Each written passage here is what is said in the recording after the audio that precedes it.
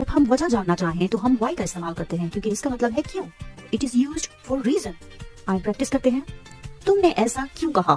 Why did you say that? تم کیوں اداس ہو؟ Why are you sad? تمہیں دیر کیوں ہوئی تھی؟ Why were you late? وہ کیوں رو رہا ہے؟ Why is he crying? اگلا ورڈ ہے who جس کا مطلب ہے کون. It is used for person. کچھ مثال یا جملے دیکھتے ہیں. تم کون ہو؟ Who are you? وہ لڑکا کون ہے؟ Who is that boy? دروازے پر کون ہے؟ Who is at the door? یہاں کون آ رہا ہے؟ Who is coming here? Which مطلب کون سا. It is used for choice. آئیے کچھ مثال یا جملے دیکھتے ہیں.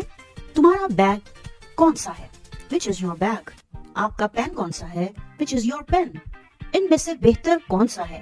Which one is better? آپ کا پسندیدہ کون سا ہے؟ Which is your favorite?